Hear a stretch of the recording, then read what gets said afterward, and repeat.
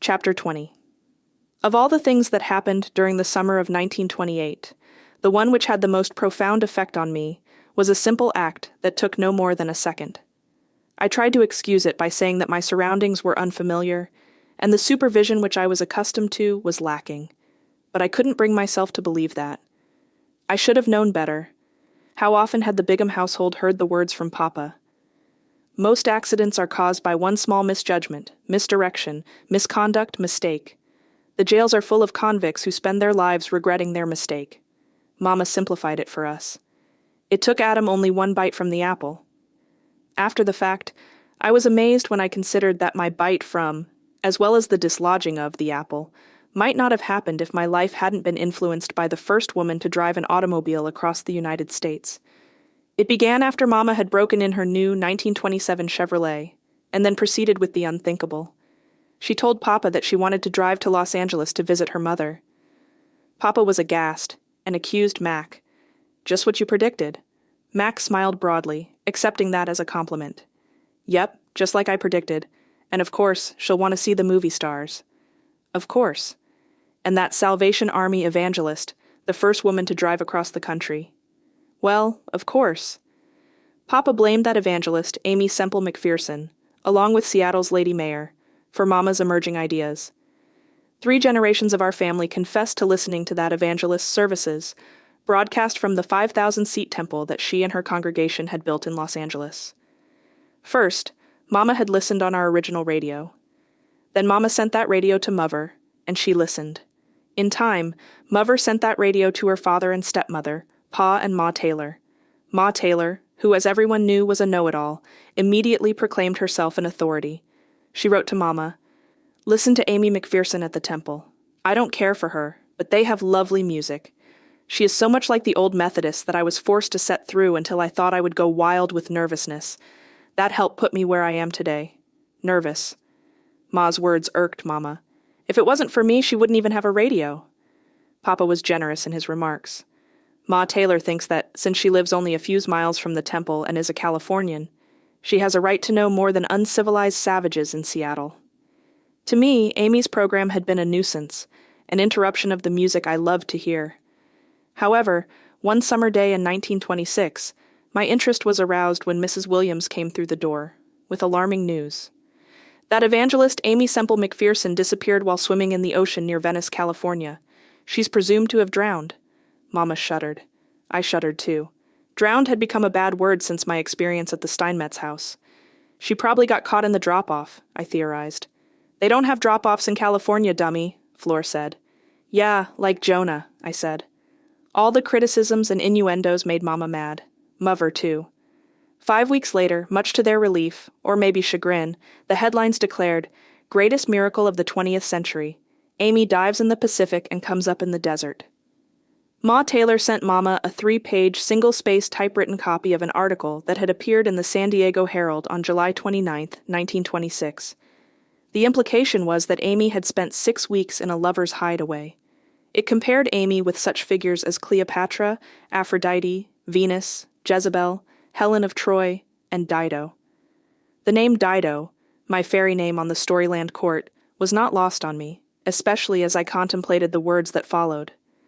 The failure, or perhaps the innate inability, of some women to keep their legs crossed, has been the cause of more wars, murders, and general crime than all the other reasons in the catalog. All of this didn't make much sense to us girls, except for what we knew about diving. We knew about miracles, and we'd been told 1,000,000 times to keep our legs crossed. You don't want people seeing your black bloomers, do you? Mother discussed it with Mama on her next vacation. It makes me furious. The writers blame all the problems of the world on the fact that women can't keep their legs crossed. We were out by the fish pond, heard noise in the basement, and knew that Papa was there, maybe listening in. Not eavesdropping, mind you. It was understood in our household that any conversation was fair game for Papa's ears. The fact is, Mother and Mama enjoyed knowing that Papa was listening in, and they spiced up their conversations accordingly. Mother raised her voice. But does one ever read that these problems might have been averted if men simply kept their trousers buttoned? Male chauvinism, Mama said. What is chauvinism? Fleur asked. Mama spared Fleur a trip to the dictionary. Male chauvinism is the prejudiced belief that men are superior to women. With that, Papa walked out of the basement with a coffee can full of nails. He said not a word, but he rattled the can noisily as he walked by. Papa was obviously fond of his mother-in-law, but when it came to the matter of Mama driving to Los Angeles to see her, he was reluctant. Mama began with the same argument she had used when angling to drive. If Amy McPherson can drive an automobile across the continental United States, why can't I drive to California? It's too darn risky. One woman and 3 young girls driving alone over 3,000 miles. Some roads aren't much improved from the horse and buggy days, and you'll be driving across the hot desert and over the Sierra Nevada mountains, and your radiator will overheat. Mama didn't argue. She knew that Papa became hot under the collar when he thought too much about radiators, a throwback to the Vancouver trip when he had tried to bring back the scotch for making Tom and Jerry's. You realize you may have to change tires 6 times? You taught me how to change tires. Even the girls know how to change tires. But I didn't teach you to change tires on a narrow mountain road. I promised to have all my flat tires on a nice, flat city street near a gas station. With that ironclad promise, Papa agreed that we could drive down. He would take the train later and drive us home. Then, he began working on the car. He made 2 large storage boxes that fit along the front fenders and rested on the running boards to hold our clothing, bedding, and food. A 3rd box was installed on the rear bumper for the extra tires, tools, fan belts, and camping gear. In the meantime, Mama outfitted us in practical clothing for changing tires, khaki jackets, knee pants, and high-lace tennis shoes. As we took off, Mama gave a few perky beeps of the horn, calling out to Papa, "Don't forget to feed the fish!" That reminded Papa, "Remember to honk your horn when you're passing. It's the law, you know." "And don't forget to feed the cats," Dor called. "I'll get Cat to do that." We could barely hear his words. We had brought games to keep ourselves amused, but we had little time for them. Mama kept us constantly alert, watching for road markers, poring over highway maps, or looking for a cabin or a place to camp. Our biggest problem was the road construction, especially in Oregon. Detours took us miles out of our way. It was easy to get lost. At other places, we had to sit and wait for hours until traffic was allowed to pass. Ideally, we would find a shady tree to sit under. While we waited, Mama told us about her trip from Atlanta, Georgia to Wabash, Indiana, when she was about 7 years old, 900 miles in a single horse carriage. Her grandfather, Taylor, whom we expected to see in Los Angeles, rode his bicycle alongside the carriage. It took us 3 weeks, averaging about 40 miles a day. It was just after the Spanish-American War, and food was hard to come by. We existed on bread and blackstrap molasses. I didn't suffer as much as my parents, because my mother had hidden a few hard biscuits in her pockets for me to eat when we ran out of bread. When we finally arrived in Los Angeles, we were relieved. However, Mother's apartment was unpleasantly hot. We kept damp washcloths on our heads, wishing we were back home swimming in the lake. Because of the crowded conditions, we had to spend much of our time outside. We roamed the streets, hoping for a glimpse of a movie star. From Mother's apartment, it was only a few steps along a level sidewalk to get to the grocery store, drugstore, or dime store. It was a great novelty from what we knew at home. Up the hill, over the hill, down the hill. We marveled when we would sit down at the table and Mother would take a coin from the cup on the shelf which she called her food fund. "Oh, we need more milk. Here, Franny, hop down to the store." Wandering through the stores was more freedom than we had ever known. I was intrigued with the dime store. The great multitude of objects were stacked neatly and color-coded.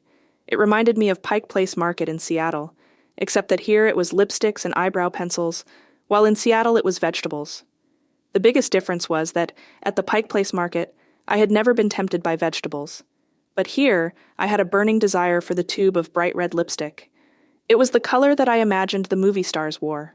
Had I given it deeper consideration, I would have realized that was also the color of an apple. I began hatching schemes. Take money from Mother's food fund, or from Mama's purse. I recoiled from the idea. That would be stealing.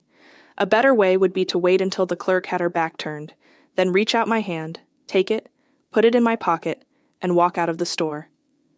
With each visit, the desire grew. When we had recovered from the drive, Mama drove us to Lawndale to see Pa Taylor, her grandfather.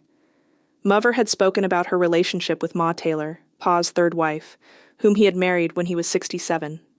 She always calls me my little girl, even though I'm a head taller than her. She attends women's club meetings, and they spend the day sewing for the hostess. Sometimes they make a quilt to raffle off for the benefit of the needy members. Mother had told us before about the raffles. Ma sends tickets to me to buy. Only 25 cents for such a worthy cause. I figure I have plenty of worthy causes of my own, but I want to keep peace in the family, so I buy the tickets. I think she raffles off my stockings. I give her stockings as gifts. You know I have an employee discount at the May Company, but I never see them again. She always wears an old mended pair. She says that she is saving the good ones for last, but I think she sells them for a raffle. I discovered one of Mother's worthy causes years later while going through some of her legal papers. She had lent Pa and Ma Taylor $700 to build their little house. As we pulled up in front of that little house, Pa, tall and slim, met us at the car and began to show us around. The whole place displayed their loving care. The front yard was planted with dahlias and other flowers, while out back there was a big vegetable garden and about 75 chickens. "The best house I ever lived in," Pa said. Ma Taylor, fluttery as a bantam hen, greeted us at the door. "My little girls," she said, addressing all of us in one sweep. We all smiled knowingly. Ma Taylor covered several subjects with each breath. The street in front got paved a year ago, and Pa says it's sure nice having an elegant boulevard, just like the rich folks. But I tell him it don't help us much, 'cause we don't got no Tin Lizzie. Ma ushered us into the house and directly to the dining table, which was already set. Wonderful smells greeted us, and before we had unrolled our napkins, she was setting down a big platter of steaming chicken and dumplings. It don't bother Pa none that he ain't got no Tin Lizzie. Can you believe? He's 80 years old and still rides his bike, even though we got good bus service. Pa was sitting straight as a tin soldier at the head of the table. He smiled at us through his big floppy mustache and told us stories of Indiana, where he was born. He told us how he had walked 100 miles to court his first wife, Mother's mother, who had died at the age of 47. We knew that Mama considered him to be the most honest, upstanding, patriotic man in the world. At her suggestion, he pulled out the biggest pocket watch I had ever seen. He passed it around to us. On the decorative face, it said, "Albert Taylor Spanish-American War Cuban Service Band." "What have you girls been doing in Los Angeles?" he asked. "We go to the dime store," Fleur said. "And Fran wants to buy the bright red lipstick, but she's too poor," Dor added. I felt a lump the size of one of Ma's dumplings trying to work its way down my throat. "Well then, she'll have to work for it, won't she?" "Nothing satisfies like getting something after we've done worked for it," Pa said. "Or save her allowance," Dor offered. Ma had been in and out of the kitchen, bringing bowls of vegetables and finally, a big fruit cobbler. All the while, I kept my eyes on her stockings, hoping to spot the men's in order to verify Mother's story. Yep, nothing as satisfying as getting something after we done worked for it. Pa and me know about that. I do sewing at rich ladies' houses, $3 for a full day's work, and Pa cleans the schoolhouse. When we go to Redondo to shop, Pa takes along a basket of eggs to sell. Ma kept emphasizing how poor they were, but Mama said that she didn't consider them poor. "This was one of the best meals I ever ate, and you raised almost everything yourselves." "There's always ways of dealing with being poor," Pa said.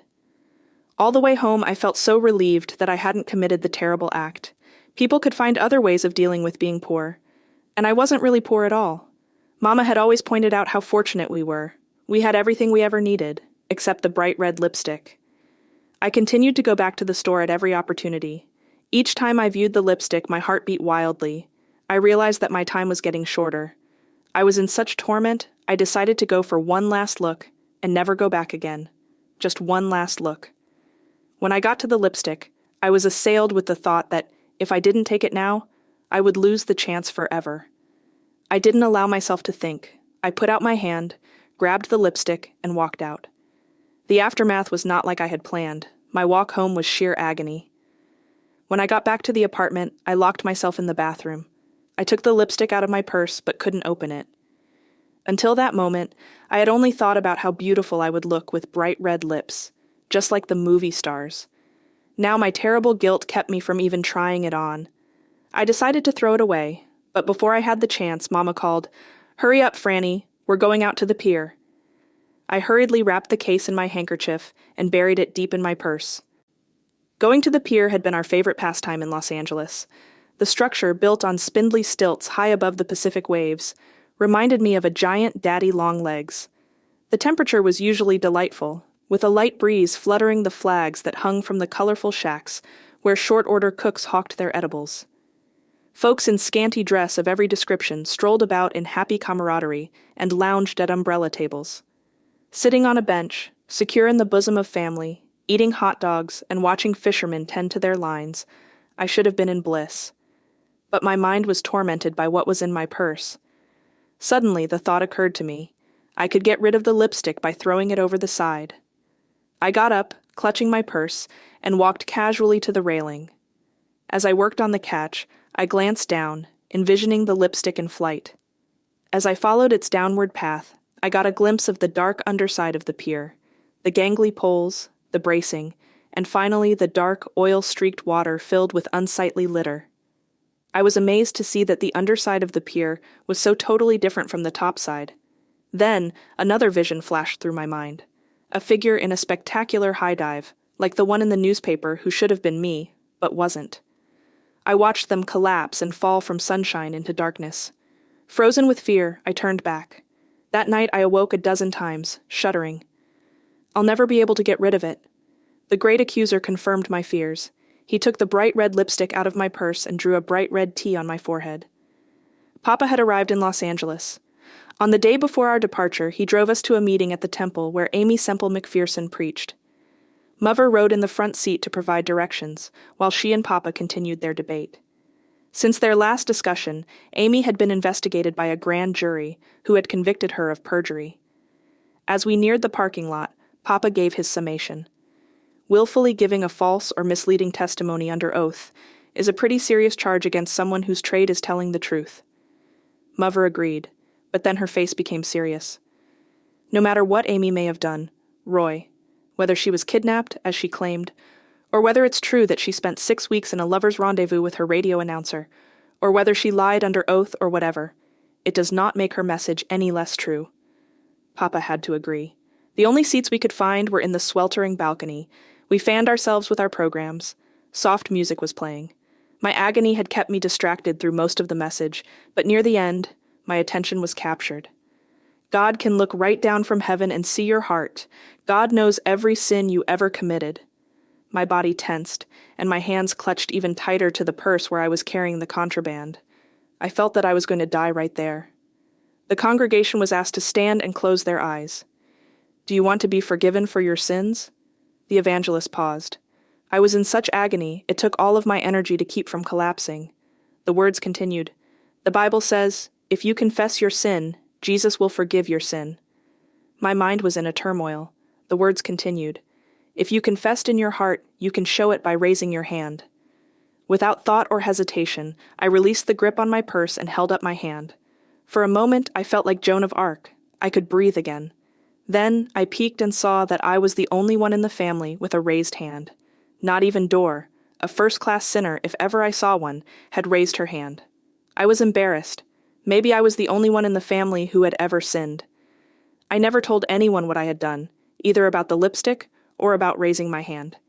If Dorothy or Florence had even hinted that they knew, I would have lied. Who would do a dumb thing like that?